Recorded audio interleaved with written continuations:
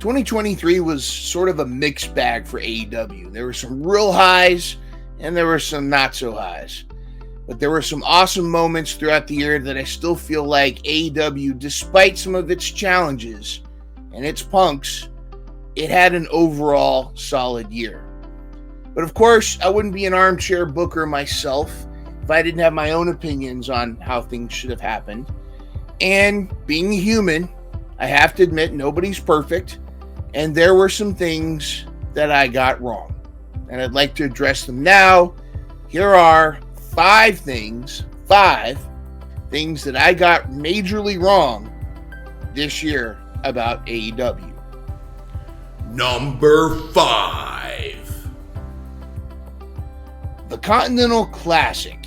When Tony Khan announced that there was going to be another tournament, I don't think I was the only one rolling their eyes. In fact, the last thing I felt like we needed, when the storylines and several of the characters were kind of all over the place, a tournament didn't seem like the solution. In fact, I felt like it muddled everything a lot more than it should have. But it turns out the Continental Classic not only turned out to be very exciting, but actually reinvigorated several superstars and really set up a lot of different storylines that's going to make 2024 an even more intriguing year for AEW. For example, if you look at the way that the setup, where it's a point system versus a single eliminator tournament, the members themselves, there wasn't any jobbers in this field. You had Andrade, Moxley, Bryan Danielson, Brody King, and of course, Swerve. But the Continental Classic was a very pleasant surprise, and I think it surprised all of us, and it's continuing to be exciting, and I'm looking forward to seeing who actually comes out on top, and it might be a surprise. So here we go. Number 4.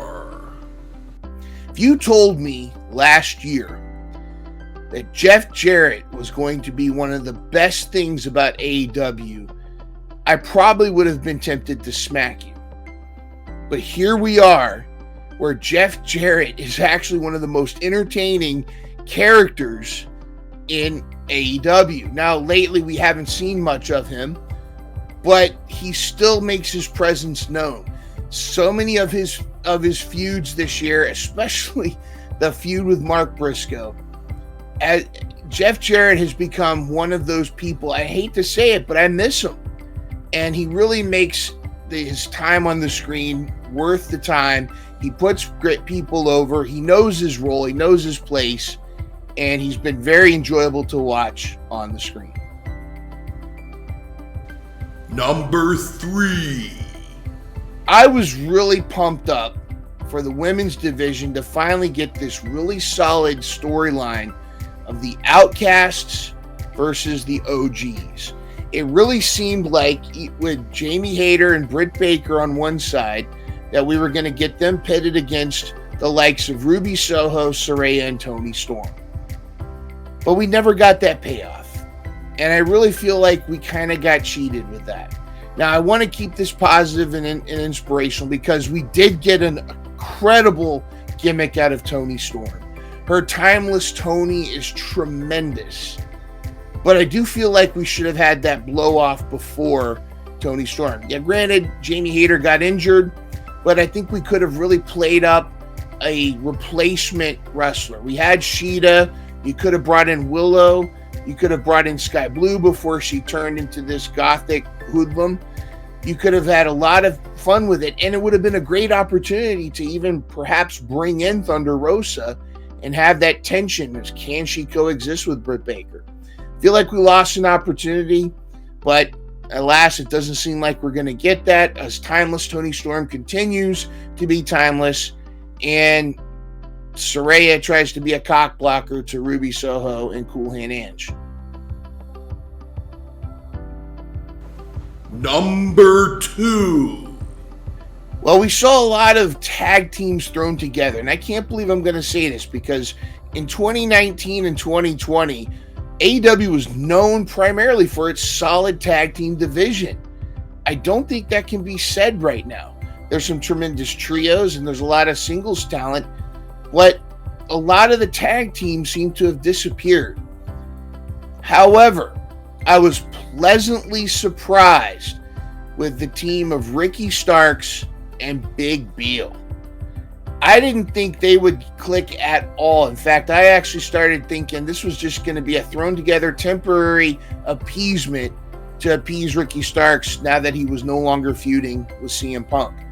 What it blossomed into is, in my opinion, the second coming of Shawn Michaels and Diesel.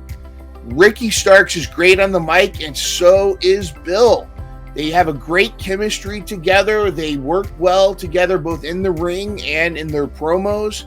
I see there's a genuine friendship that's building. Just the fact that Ricky Starks was surprised to find out that Big Bill is engaged to Lexi Nair. I think this is a team that needs to last for quite a while, and I'm excited to see where they go.